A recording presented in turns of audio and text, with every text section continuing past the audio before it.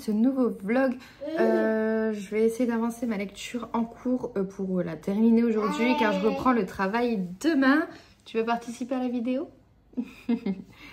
Du coup, je vous prends pour vous parler de cette lecture en cours, vous montrer ma prochaine lecture et vous parler de la lecture que j'ai terminée. Donc, j'ai terminé La Passion de Gabriella de Nora Robert.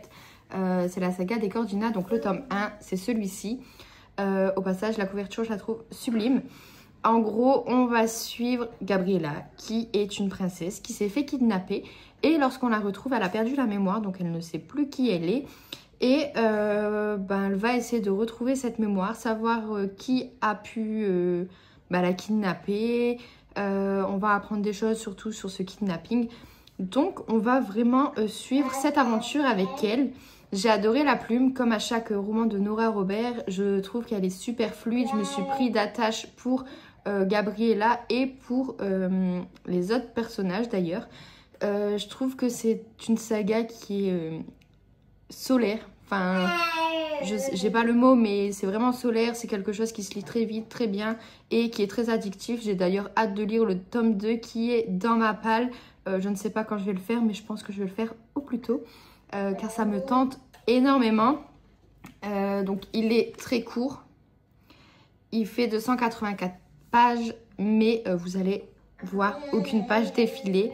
Vous allez du coup la suivre dans son parcours où elle va essayer de se souvenir, où elle va avoir parfois des souvenirs, d'autres fois où elle va faire des rêves, jusqu'au dénouement final où elle se souvient de qui a fait quoi. Donc je suis restée sur le cul, je ne pensais pas du tout que c'était ces personnages qui avaient fait le coup. Donc je vous le conseille très fortement.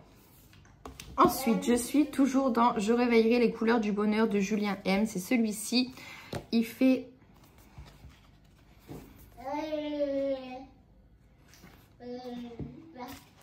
371 pages. Moi, j'en suis à la page 192. Hop, donc j'ai lu 52%. En gros, on va suivre Lucas, bientôt âgé de 16 ans, qui entend ses parents se disputer et sa mère dire qu'elle va partir. Sauf qu'il ne veut pas, sa petite sœur lui demande de lui promettre de tout réparer et que sa mère ne partira pas, promesse qu'il lui fait, mais va-t-il réussir à la tenir? On va aussi suivre son quotidien en tant qu'adolescent de 16 ans, donc quand il est au lycée avec ses amis et tutti quanti.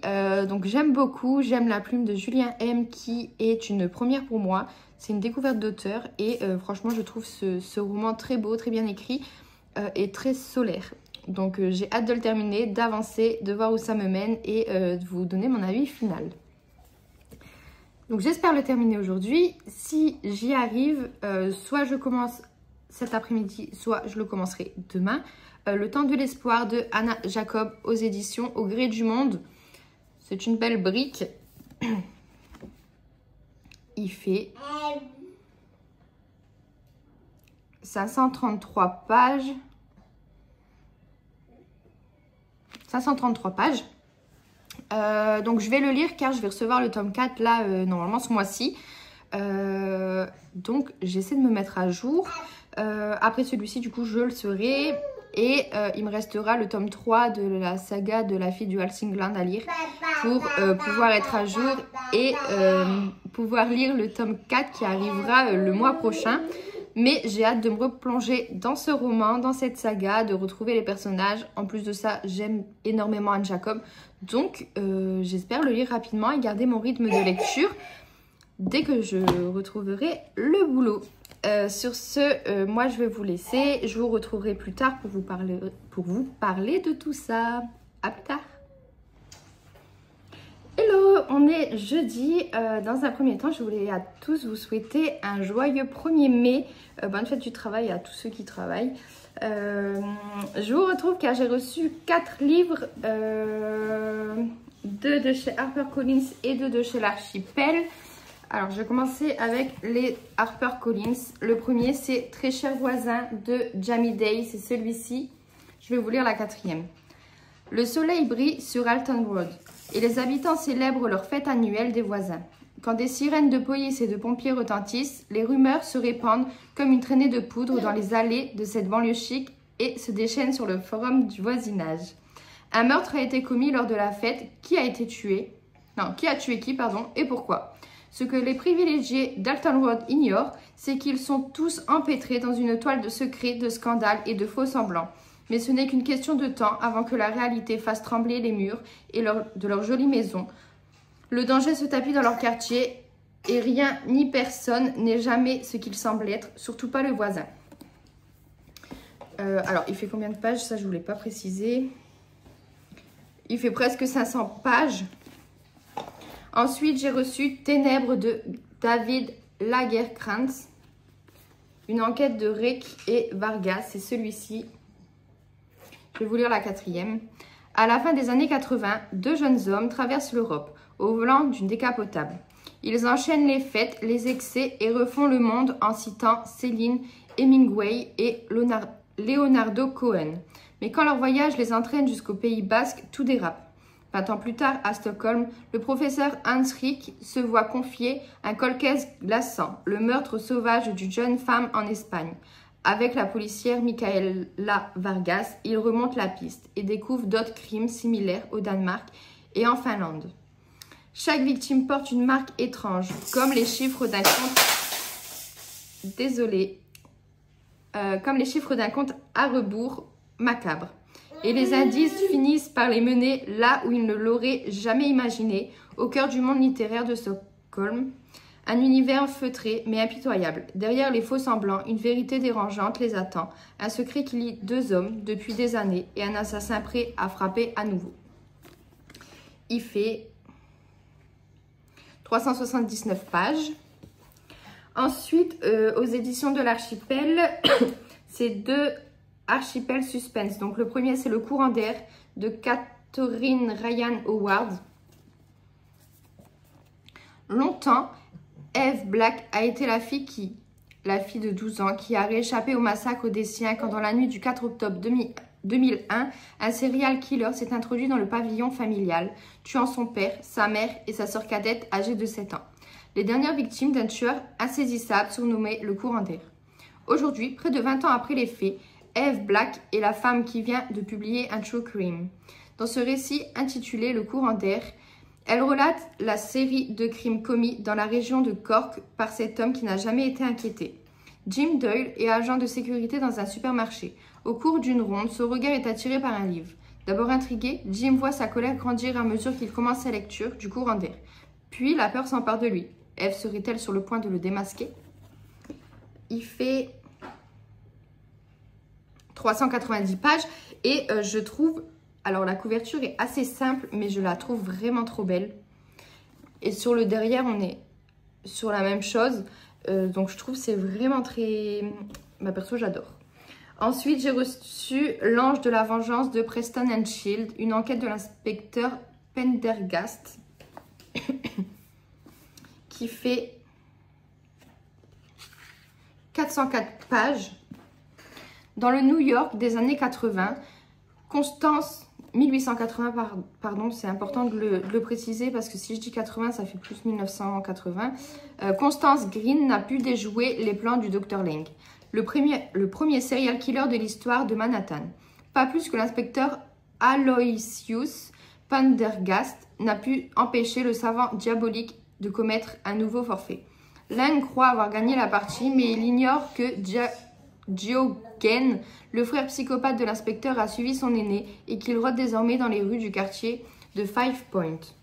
Scellant une alliance contre nature, Pendergast et son cadet vont mettre au point un plan complexe pour sauver Constance et éviter que Lang ne rejoigne le XXIe siècle. Dans ce nouvel épisode prolongeant du cabinet du Dr. Lang, Preston and Shield renoue avec l'univers et les personnages qui ont fait succès dans leur best-seller La Chambre de curiosité. Donc voilà pour mes 4 réceptions et j'ai hâte de les lire. Ensuite, j'ai terminé Je réveillerai les couleurs du bonheur de Julia M. aux éditions de l'Archipel. Que je remercie pour l'envoi de ce roman. En gros, on va suivre un jeune qui s'appelle Lucas, qui a 16 ans, avec sa petite sœur. Ils vont entendre que leur mère menace leur père de partir Et sa petite sœur va lui faire la promesse de réparer leur amour et qu'ils restent unis, qu'ils ne divorcent pas. Donc on va le suivre un peu dans cette histoire, sa vie de lycéen, sa vie en tant que frère. Et j'ai trouvé l'histoire vraiment sympa, vraiment très douce. C'était vraiment très mignon. En plus de ça, j'ai adoré la plume. C'est très fluide, très addictif. Donc c'est vraiment un roman que je vais conseiller à pas mal de gens. Si vous voulez passer un bon moment sans prise de tête et pour vous évader, c'est le roman idéal. Surtout que, comme je disais, la plume est fluide et c'est vraiment une plume que j'ai vraiment adorée. J'ai un autre livre de l'auteur dans ma palle que je pense que je vais lire très rapidement parce que j'ai vraiment adoré. Donc voilà, celui-ci je vous le remontrerai après car je vais vous montrer mon bilan juste après ma lecture en cours. Donc là je suis en train de lire Le Temps de l'espoir de Anne Jacob, c'est celui-ci. Donc c'est un beau bébé aux éditions Au Gré du Monde. J'ai lu que 65 pages sur 533. Donc j'ai pas trop avancé, je vais essayer d'avancer un peu aujourd'hui. Pour le moment, je ne vais pas vous en parler. En plus de ça, c'est un 3e tome, donc il va falloir que je réfléchisse à ce que je vous dis pour éviter de vous spoiler les tomes précédents. Là, je vais recevoir le tome 4 dans peu de temps, début de semaine prochaine, je pense, ou peut-être demain ou samedi. J'ai un peu d'espoir. Donc, j'ai hâte de le terminer et de poursuivre cette saga car je l'aime énormément. En plus de ça, moi, Anne Jacob, je l'adore. C'est vraiment une autrice que j'affectionne tout particulièrement. Donc, excusez-moi, je m'étouffe avec ma salive. Donc voilà, j'ai hâte de poursuivre cette saga. Du coup, pour mon bilan, j'ai lu 11 livres, chose qui n'était pas arrivée depuis énormément de temps. Depuis, surtout qu'il y a le petit, je ne lis pas autant qu'avant. Donc, je suis plutôt satisfaite de ce bilan. J'ai lu Le Dernier Enfant du Blitz de Julia Kelly aux éditions Erol. Alors là, la plupart des livres, c'est des services presse. Il n'y en a que 2 qui ne le sont pas. Donc je préfère le préciser tout de suite, sachant que dans la petite légende, je vais vous mettre un astérix comme je fais tout le temps. Ça m'évite de le redire à chaque fois. Donc celui-ci qui a été une lecture assez mitigée, j'ai trouvé le début très lent.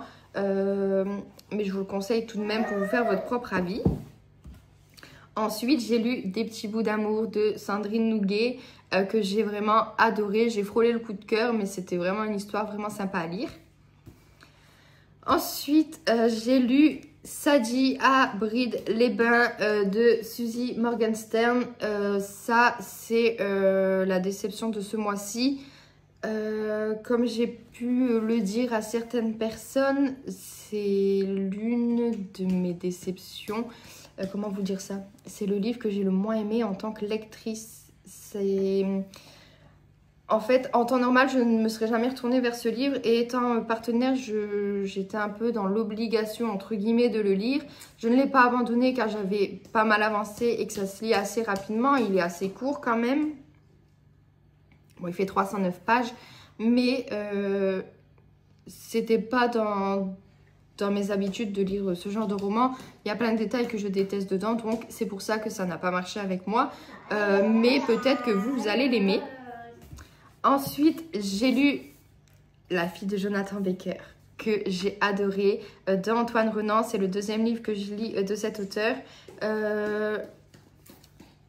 Pour l'autre livre que j'avais lu, c'était S'adapter ou mourir, que j'avais également aimé. Donc, voilà. Ensuite, j'ai lu Dans cette vie et la suivante de Léa Vollen. C'est celui-ci. Que j'ai adoré. En plus de ça, l'idée est très originale, donc je vous conseille aussi de le lire. Ah mince! J'ai pris un livre que je n'ai pas lu, je me suis trompée.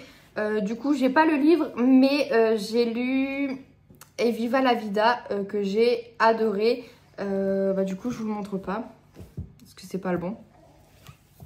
J'ai ensuite lu Les filles de la chocolaterie de Jacinta Cavagna di Gualdana. C'est un livre où j'ai eu beaucoup de mal, surtout dans la première partie. Mais c'est un livre qui est très documenté. On sent qu'il y a eu de la recherche. Donc c'est vraiment un livre que je vous conseille, même si j'ai eu un avis assez mitigé là-dessus. Ensuite, j'ai lu Je ne lui ai pas toujours souri. C'est une autobiographie, entre guillemets, de Aliska qui a fait Mariée au premier regard. Ouais, c'est ça, Mariée au premier regard. Écrit par Marine Monville. J'ai bien aimé, c'est court et ça se lit très bien. J'ai lu La Passion de Gabriella, donc c'est le tome 1 des Coordinats de Nora Robert. Pareil, j'ai adoré, il me tarde de lire le deuxième tome. J'ai lu le tome 3 de la saga des Oerlé, donc Les Secrets du Cœur de Nora Robert. C'est mon tome préféré. Et pour finir, je vous en ai parlé tout à l'heure, je réveillerai les couleurs du bonheur de Julien M. Donc, alors, il y a un livre qui c'est pas le bon, mais en gros, ça fait tout ça. Donc, je suis plutôt satisfaite de ce bilan. Là, ce que je vais faire, c'est que je vais prendre la photo, je vais aller chercher le livre manquant. Comme ça, ma photo sera prête pour Insta. Je pourrai aussi la programmer. Et dans tous les cas, je vous retrouverai très vite pour vous parler du Temps de l'espoir de Anne Jacob, que je compte bien avancer. Et voilà, donc je vous dis à plus tard. Hello, on est jeudi, aujourd'hui c'est férié, donc on est à la maison. J'ai le petit qui est juste à côté, vous allez sûrement l'entendre rigoler ou parler. Mais c'est pas grave, c'est mignon, donc tant qu'il crie pas, c'est le principal. Je vous retrouve aujourd'hui car j'ai reçu 2 livres dans la boîte aux lettres hier. Donc le premier c'est le tome 4 de la saga des Coordinats de Nora Robert, Le Destin de Camilla, c'est celui-ci. Par contre j'ai vérifié mais j'ai pas reçu le tome 3, donc je sais pas s'il m'attend à la poste parce que j'ai reçu un avis de passage, ça passait pas dans la boîte aux lettres. Donc je vais y aller samedi en espérant qu'ils sont ouverts. Et ensuite j'ai reçu Tant de nuances de pluie de Asha Lemi. Donc c'est celui-ci, c'est un roman Au gré du monde sorti en version poche qui fait 469 pages et c'est écrit en tout petit. Mais c'est assez mignon je trouve. Il y a des petits sauts de pages comme ça. Bon, faites pas attention à mon vernis, il faut que je le refasse. Du coup, pour la 4e, Kyoto, 1948. Nori Kamiza n'a que 8 ans lorsque sa mère l'abandonne chez sa grand-mère. La famille Kamiza est parmi les plus nobles du Japon. Or, Nori, aux cheveux crépus et à la peau foncée, est le fruit d'une relation scandaleuse avec un étranger. Sa grand-mère va alors tout faire pour la cacher, l'installant au grenier et l'obligeant à subir des traitements pour la rendre plus japonaise. Résiliente, Nori accepte son sort, mais l'arrivée de son demi-frère aîné légitime, Akira, change tout. Il lui ouvre les portes d'un monde où elle n'est pas une intruse, mais un être digne d'amour. Cependant, tout a un prix et la liberté de Nori exigera plus d'un sacrifice. Une épopée éblouissante qui traverse décennies et continents avec une grâce inouïe. J'ai trop hâte de le lire. Je pense que je vais le lire très rapidement d'ailleurs. Donc ça, je vous en reparlerai. Ensuite, je suis toujours dans ma lecture de Café Angel, donc le tome 3 de Anne Jacob. Je mets du temps à le lire. C'est pas que j'aime pas. Au contraire, je l'adore, mais c'est un peu la course en ce moment. Donc niveau lecture, je suis un peu à la bourre. Mais je compte bien le terminer aujourd'hui parce qu'il me reste peut-être 140 pages. Donc je vais lire ça après la sieste. Donc je vais essayer de trouver mes mots aussi pour vous en parler parce qu'il s'agit d'un tome 4 et c'est très compliqué de parler d'un tome 3 pardon. Et c'est compliqué de parler d'un tome 3 sans dévoiler un peu ce qui se passe. Mais ce que je peux vous dire, c'est que j'aime beaucoup la plume. De toute façon, Anne Jacob fait partie de mes autrices chouchou. J'aime beaucoup l'histoire, j'aime les personnages, j'aime l'univers de ce roman. Donc voilà, j'attends la fin du roman pour vous en parler et vous dire si j'ai adoré ou non. Et ensuite, je vais commencer La tempête que nous avons déchaînée de Vanessa Chan. Pareil, c'est un roman au gré du monde sorti en poche chez HarperCollins que je vais lire en lecture commune avec Laura. Il fait 359 pages et pour la 4e, ça dit Malaisie, 1945. La famille de Cecilie Alcantara court un terrible danger. Son fils, Abel, a disparu. Sa fille cadette, Jasmine, s'enferme afin de ne pas être emmenée comme femme de réconfort. Et sa fille aînée, Jujube, nourrit une colère de plus en plus difficile à cacher contre les soldats japonais. Cécilie sait 2 choses. Tout est sa faute et sa famille ne doit jamais apprendre la vérité. 10 ans auparavant, elle a mené une vie d'espionne qui la rattrape aujourd'hui alors que la guerre atteint son apogée.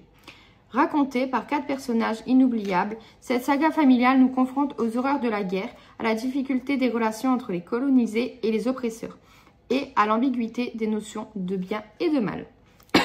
Donc pareil, j'ai hâte de le lire. J'espère le lire très rapidement. En plus là, le week-end arrive, donc si je le commence demain, il y a possibilité qu'il soit fini samedi, voire dimanche, grand max. Sachant que le 12, j'ai une lecture commune, donc il va falloir que je sois à jour, voir si je commence un livre ou pas. Mais ça, je verrai en temps voulu.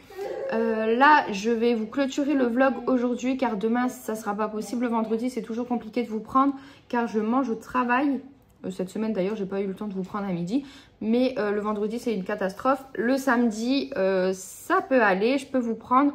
Mais je préfère le clôturer ici. Par peur de ne pas avoir le temps samedi et de ne pas vous poster ce vlog parce que c'est ce que j'étais censée faire dimanche dernier et j'ai pas pu vous clôturer. Donc voilà, du coup je vous retrouve la semaine prochaine. J'espère que ce vlog vous a plu et que je vous ai donné envie de lire certains romans et du coup je vous dis à plus tard.